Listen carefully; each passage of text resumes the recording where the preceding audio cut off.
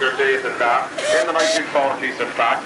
The late Jim White, he had several engines, including a Wallace and Stevens engine, a Marshall and this Ransom's. He did a lot of thrashing with it and some timber haulage with it as well. The White's been great into wood sawing and timber haulage and stuff like that. So the engine has been in the family for well over 70 years anyway, and it's now in the 4th generation of the family. I mentioned there was only 3 earlier on, however it is actually 4. So young Jim White driving there at the moment is the 4th generation, also to be named Jim and has possession of that engine. Coming up behind it is the incredibly rare machine known as the Mighty Man. It was built by the Man Steam Car Company of Leeds. It's one of only 5 left in the world now. This is the only one in Ireland. It's owned by the Irish Steam Preservation Society and driven today by Mr. Joe Casey. The engine is come from County Leash this weekend to be with us here at Moynalty. A very rare engine, a general purpose machine, works quite well on the belt. It spent the weekend last weekend thrashing at the Strat Valley Steam Rally, and it would have been used for some direct ploughing as well. Now normally Fowler's built engines for ploughing. You would have an engine on either side of the field, and they would drag the plough back and forth between the two of them. However, the Max Steam Car could do it directly. Possibly the earliest form of a steam engine to be able to do direct ploughing, because you certainly didn't do it with a traction engine, and you wouldn't have pulled a plough directly with a ploughing engine. So certainly well ahead of its time, but an incredibly rare engine. Very fast on the road too. There's a third gear on it, which makes it incredibly fast on the road, and once you get a few rubbers on it, it'll be even more comfy and even faster again. Now, coming around the bottom end of the arena now is Mr. Thomas Brady on his 1915 Napier wagon. This wagon has been rallied very extensively by the Napier family all across Ireland and over to the UK as well. It started off its earliest history is quite unknown. We don't know where it went first. However, we certainly know that in 1919 it ended up with Sutton Feed Merchants in Dundalk, County Louth. It then went through a succession of owners before being bought by the Brady family, who presented here today. An incredibly rare lorry, certainly not many on the scene over in Ireland, possibly the only one, but presented in absolutely immaculate condition in her War Department colours here this weekend by the Brady family.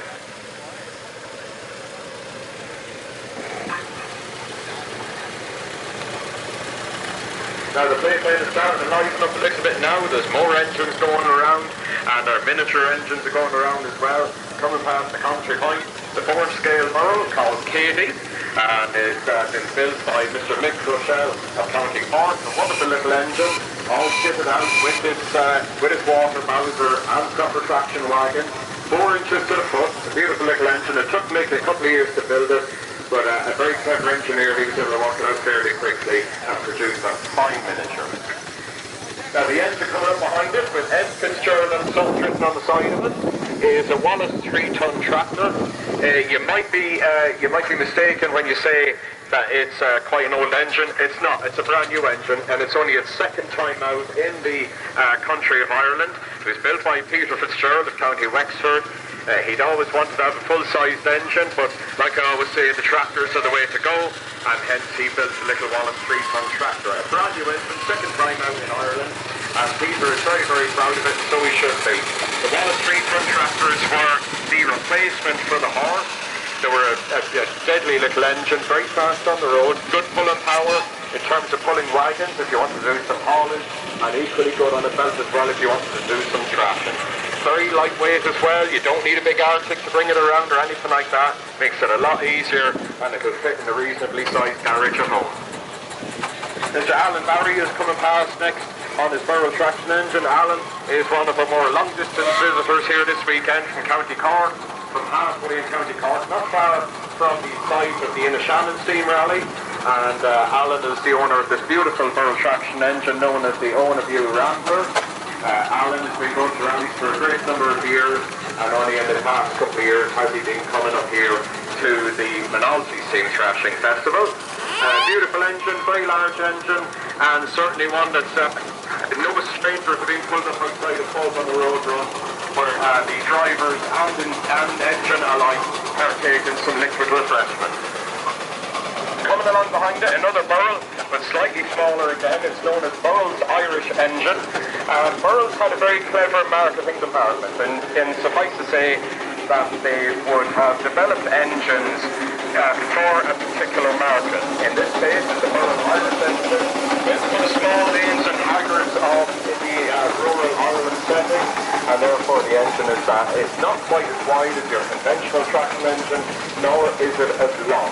A great little agricultural engine, owned by Pat Rush from Morrison, County Carlow, driven today by Mr. Harry Glynn and steered by young Kyle Glynn.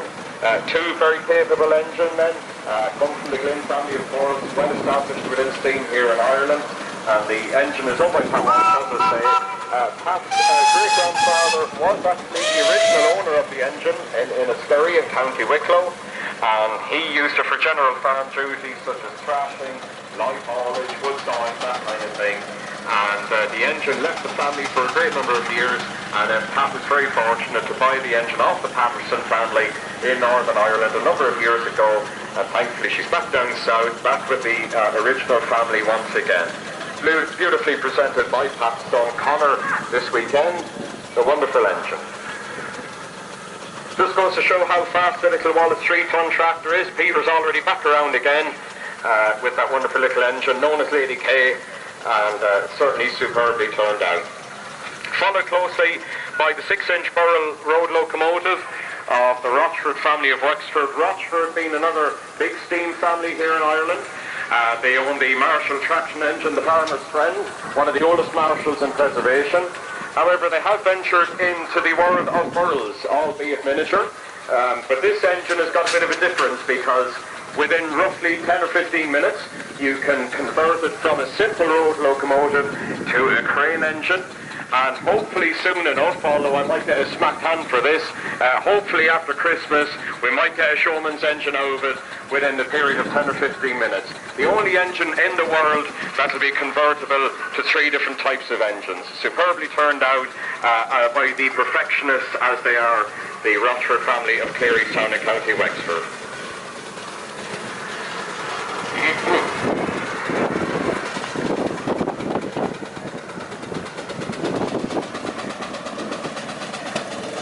Now we've got the right gear on the Napier, the Brady family once again, built in 1915.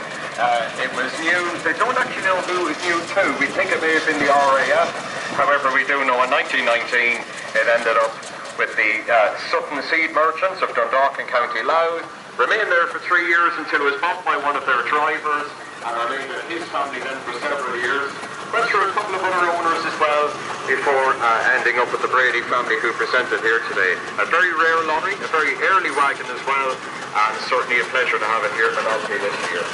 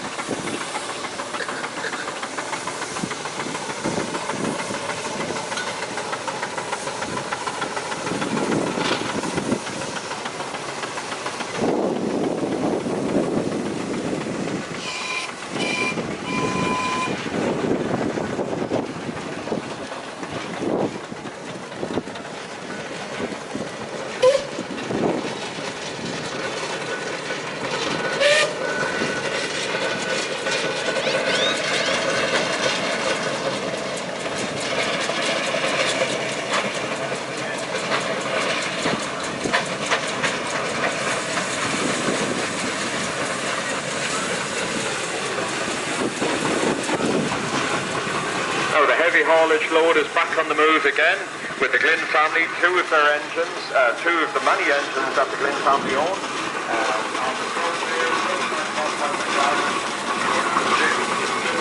On the front there, the leads and ships straight out to Australia, and then just up behind it, another Superflex compound engine of 1917, Nova Scotia, and owned by the Glynn family of County Carlow.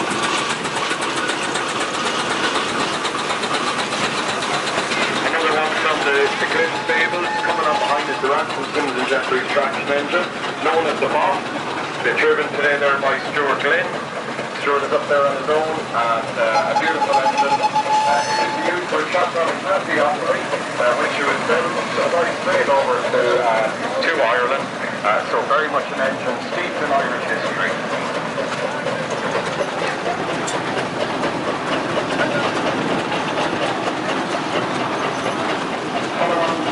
To the Ransoms is the Marshall traction engine known as the Colleen Bomb.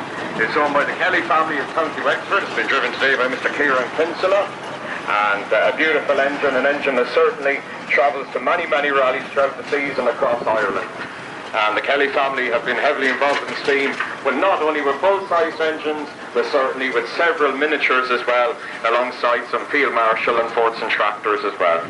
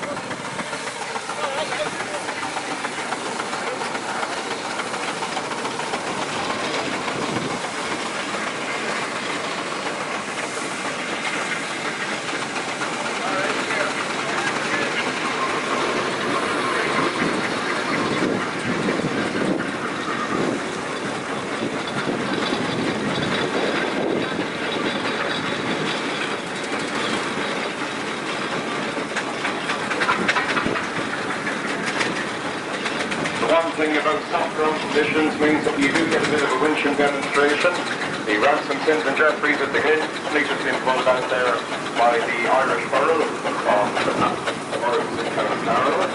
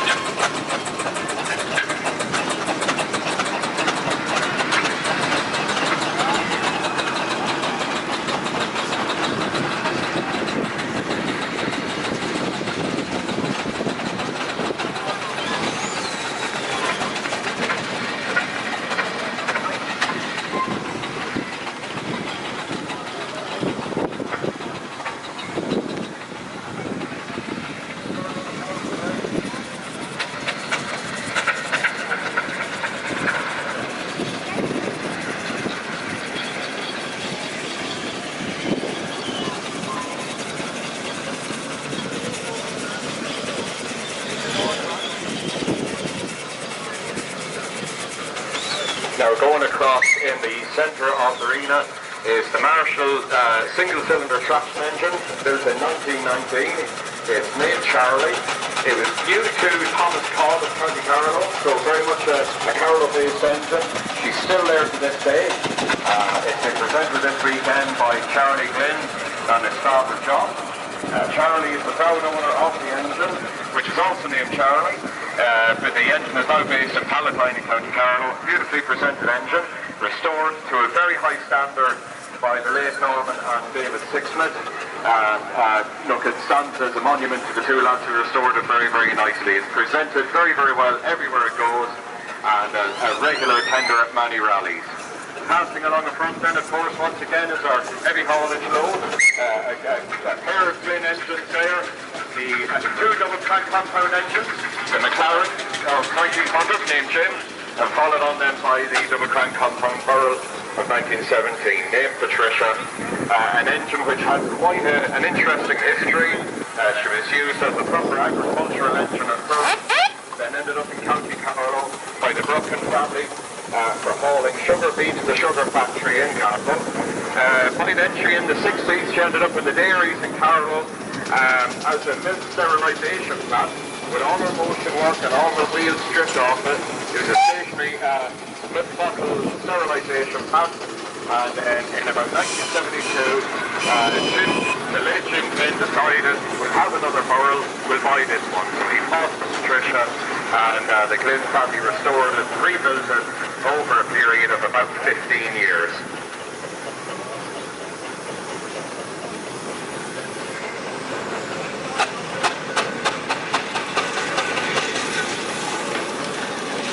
Now, quite often, a full extensive restoration of an engine extends far beyond just a liquor press paint.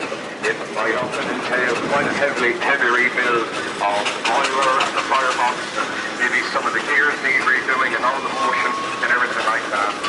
So certainly restorations take time, it takes quite a bit of money, but nonetheless it's a very rewarding hobby for all the lads who restore engines here, because to present them for you, the public, to enjoy in all their glory and show you exactly what they were built to do all those years ago. Now the two Jim engines are really pushing for it now, pulling that load, because the ground conditions are getting a little bit soft. It may slow down at all, that's if those engines will sink, and we'll have to do a bit more winching to get them out. So to avoid that, they're just pushing a little bit to get themselves out. And they're just coming around by the incredibly rare man's steam wagon. You can see the man's steam car in the middle of the arena because, well, it looks entirely different to all the other engines here. It's one of only 5 in the world.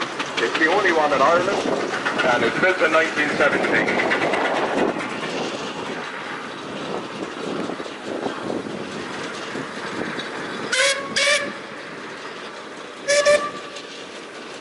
Now you will have noticed that the two engines whistled to each other to bring themselves to a stop. That's mainly what whistles would have been used, and especially in haulage days. You would use the whistle as a signal to the drivers of the other engines in order to let them know when you want to start and stop.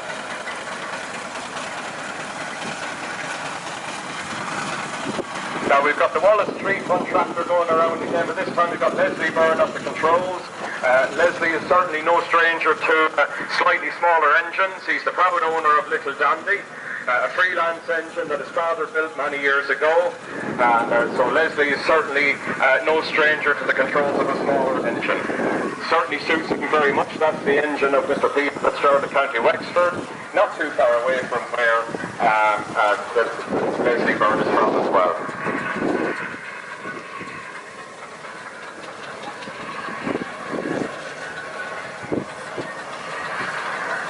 Now the trailer rides are going around again with the White families, Ransom, Sims and Jeffrey's traction engine of 1906 on the front there, being driven by Jim White, the 4th generation of Jim in the family to manage that engine. And of course, master of ceremonies up on the trailer there is of course Mr. Alfie Garvey, and he's making sure all our passengers are well entertained as they go around the arena in amongst all these engines, essentially being caught up in the Victoria traffic jam.